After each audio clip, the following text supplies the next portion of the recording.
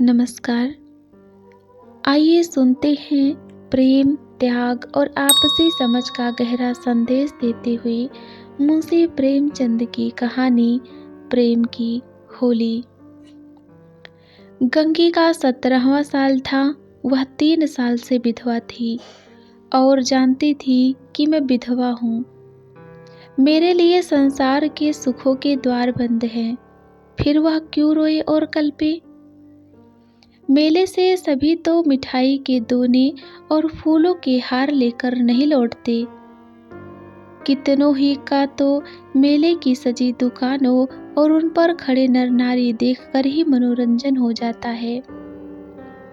गंगी खाती पीती थी, हंसती बोलती थी। किसी ने उसे मुंह लटकाए अपने भाग्य को रोते नहीं देखा। घड़ी रात को उठकर गोबर निकाल कर गाय बैलों को सानी देना, फिर उपले पाथना उसका नित्य का नियम था। तब वह अपने भैया को गाय दुहाने के लिए जगाती थी, फिर कुएं से पानी लाती, चौके का धंधा शुरू हो जाता। गांव की भावजे उससे हंसा करती, पर वह एक विशेष प्रकार की हंसी छोड़कर सहेलियां ससुराल से आकर उससे सारी कथा कहती, पर एक विशेष प्रसंग बचाकर। सभी उसके वैधव्य का आदर करते थे। जिस छोटे से अपराध के लिए उसकी भावज पर घुड़कियां पड़ती थी, उसकी माँ को गालियां मिलती, उसके भाई पर मार पड़ती, वह उसके लिए क्षम्य था।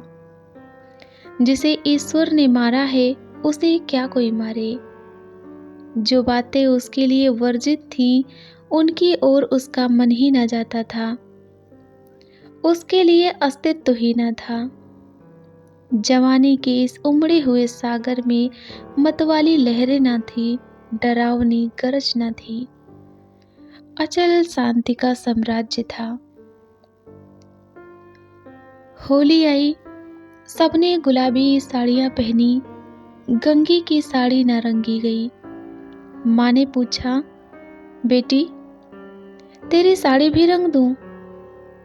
गंगी ने कहा, नहीं अम्मा, यूं ही रहने दो। भावज ने भाग गाया, वह पकवान बनाती रही। उसे इसी में आनंद था। तीसरे पहर दूसरे गांव के लोग होली खेलने आए।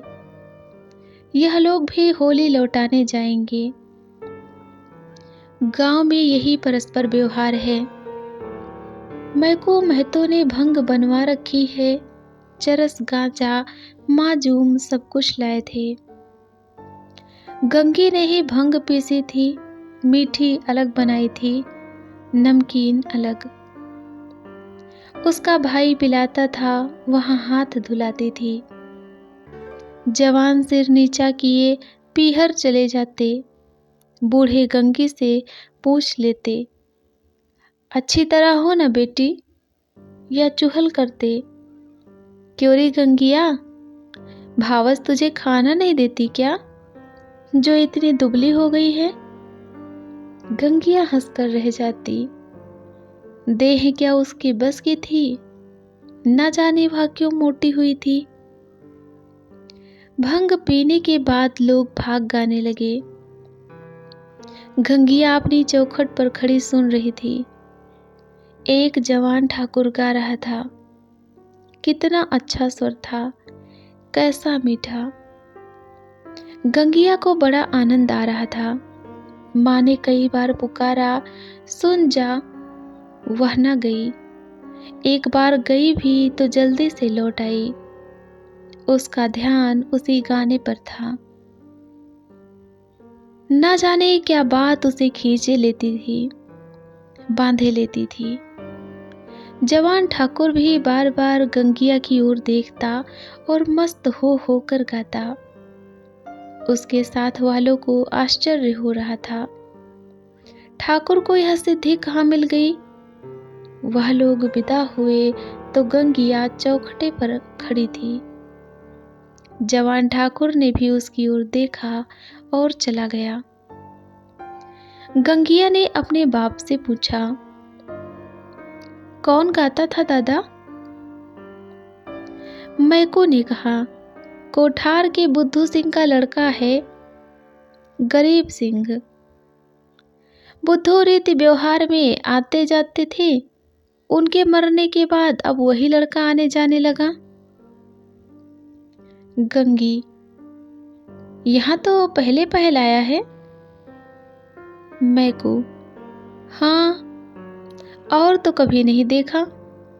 मिजाज बिल्कुल बाप का सा है और वैसे ही मीठी बोली है। घमंड तो छू नहीं गया। बुद्धू के बखार में अनाज रखने को जगह न थी, पर चमार को देखते तो पहले हाथ उठाते। उसका यही स्वभाव है। गोरू आ रहे हैं, गंगी पगहिया लेने भीतर चली गई। वही स्वर उसके कानों में गूंज रहा था। कई महीने गुजर गए। एक दिन गंगी गोबर पाथ रही थी। सहसा उसने देखा वही ठाकुर सिर झुकाए हुए द्वार पर से चला जा रहा है। वह गोबर छोड़कर उठ खड़ी हुई। घर में कोई मर्द ना था, सब बाहर चले गए थे। वह कहना चाहती थी, ठाकुर बैठो, पानी पीते जाओ, पर उसके मुंह से बात ना निकली। उसकी छाती कितने जोर से धड़क रही थी। उसे एक विचित्र घबराहट होने लगी। क्या करे, कैसे उसे रोक ले? गरीब सिंह ने एक बार उसकी ओर ताका और फिर आंखें नीची कर ली। उस दृष्टि में क्या बात थी कि गंगी के रोए खड़े हो गए। वह दौड़ी घर में चली गई और माँ से बोली, अम्मा, वह ठाकुर जा रहे हैं, गरीब सिंह। माँ ने कहा, किसी काम से आए होंगे। गंगी बाहर गई तो ठाकुर चला गया था। वह फिर गोबर पाथने लगी और उपले टूट टूट जाते थे। आप ही आप हाथ बंद हो जाते, मगर फिर चौंक कर पाथने लगती, जैसे कहीं दूर से उसके कानों में आवाज आ रही हो। वही दृष्टि आंखों के सामने थी। उसमें क्या जादू था, क्या मोहिनी थी। उसने अपनी मूक भाषा में कुछ कहा। गंगी ने भी कुछ सुना। क्या कहा वह यह नहीं जानती, पर वह दृष्टि उसकी आंखों में बसी हुई थी। रात को लेटी तब भी वही दृष्टि सामने थी। स्वप्न में भी वही दृष्टि दिखाई दी। फिर कई महीने गुजर गए। एक दिन संध्या के समय मैको द्वार पर बैठे सनकात रहे थे और गंगी बालों को सानी चला रही थी कि सहसा चिल्ला उठी, दादा, दादा, ठाकुर। मैको ने सिर उठाया तो द्वार पर गरीब सिंह चला आ रहा था। राम राम हुआ। मैको ने पूछा, कहाँ गरीब सिंह, पानी तो पीते जाओ। गरीब आकर एक माची पर बैठ गया। उसका चेहरा उतरा हुआ था, कुछ वह बीमार सा जान पड़ता था। मैको ने कहा, कुछ बीमार थे क्या? गरीब, नहीं तो दादा। मैको, कुछ मुंह उतरा हुआ है, क्या सूद ब्याज की चिंता में पड़ गए? गरीब, तुम्हारे जीते मुझे क्या चिंता है दादा। मैको, बाकी दे दी ना? गरीब, हाँ दादा, सब बेबाक कर दिया।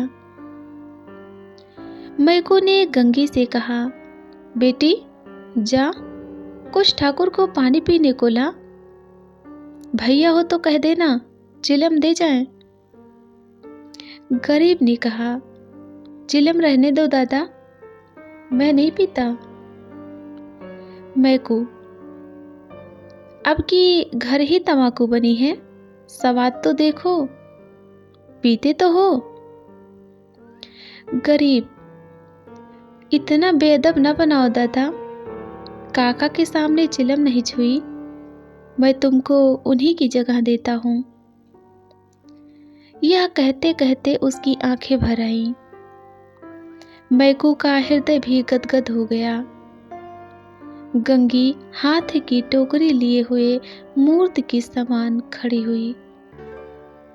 उसकी सारी चेतना, सारी भावना गरीब सिंह की बातों की ओर खिंची हुई थी। उसमें और कुछ सोचने की और कुछ करने की शक्ति न थी। ओह, कितनी नम्रता है, कितनी सज्जनता है, कितना अदब। मैकू ने फिर कहा, सुना नहीं बेटी, जाकर कुछ पानी पीने को लाओ। गंगी चौंक पड़ी, दौड़ी हुई घर में गई, कटोरा मांजा, उसमें थोड़ी सी राब निकाली, फिर लोटा गिलास मांजकर शरबत बनाया। माँ ने पूछा, कौन आया है गंगिया? गंगी, वह है ठाकुर गरीब सिंह। दूध तो नहीं है अम्मा, रस में मिला देती। माँ, है क्यों नहीं, हाड़ी में देख। गंगी ने सारी मलाई उतार कर रस में मिला दी और लोटा गिलास लिए हुए बाहर गई। ठाकुर ने उसकी ओर देखा। गंगी ने सिर झुका लिया। यह संकोच उसमें कहां से आ गया? ठाकुर ने रस लिया और राम राम करके चला गया। मैकू बोला, कितना दुबला हो गया है। गंगी, बीमार है क्या? मैकू, चिंता है और क्या, अकेला आदमी है, इतनी बड़ी गिरस्ती, क्या करे। गंगी को रात भर नींद नहीं आई। उसे कौन सी चिंता है? दादा से कुछ कहा भी तो नहीं, क्यों इतना सकुचाते हैं? चेहरा कैसा पीला पड़ गया है। सवेरे गंगी ने माँ से कहा, गरीब सिंह अब के बहुत दुबले हो गए हैं अम्मा। माँ, अब वह बेफिक्री कहाँ है बेटी? बाप के जमाने में खाते थे और खेलते थे, अब तो गृहस्थी का जंजाल सिर पर है। गंगी को इस बात से संतोष न हुआ। बाहर जाकर मैकू से बोली, दादा, तुमने गरीब सिंह को समझा क्यों नहीं दिया? क्यों इतनी चिंता करते हो? मैकू ने आंखें फाड़ कर देखा और कहा, जा अपना काम कर। गंगी पर मानो वज्रपात हो गया। वह कठोर उत्तर दादा के मुंह से। हाय, दादा को भी उन पर ध्यान नहीं। कोई उसका मित्र नहीं है, उन्हें कौन समझाए? अब कि वह आएंगे तो वह खुद उन्हें समझाऊंगी। गंगी रोज सोचती, वह आते होंगे पर ठाकुर न आए। फिर होली आई, फिर गांव में फाग होने लगा। रमणियों ने फिर गुलाबी साड़ियां पहनी। फिर रंग घोला गया। मैकू ने भंग, चरस, गांजा मंगवाया। गंगी ने फिर मीठी और नमकीन भंग बनाई। द्वार पर टाट बिछ गया। व्यवहारी लोग आने लगे, मगर कोठार से कोई नहीं आया। शाम हो गई, किसी का पता नहीं। गंगी बेकरार थी, कभी भीतर जाती, कभी बाहर आती। भाई से पूछती, क्या कोठार वाले नहीं आए? भाई कहता, नहीं। दादा से पूछती, भंग तो नहीं बची, कोठार वाले आवेंगे तो क्या पिएंगे? दादा कहते, अब क्या रात को आवेंगे, सामने तो गांव है, आते होते तो दिखाई देते। रात हो गई पर गंगी को अभी तक आशा लगी हुई है। वह मंदिर के ऊपर चढ़ गई और कोठार की ओर निगाह दौड़ाई। कोई न आता था।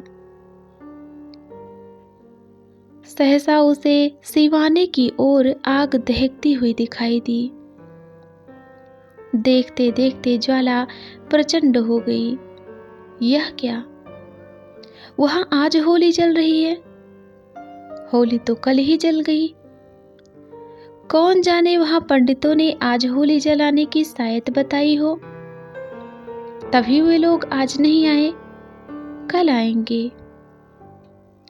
उसने घर आकर मैकू से कहा, दादा, कोठार में तो आज होली जली है।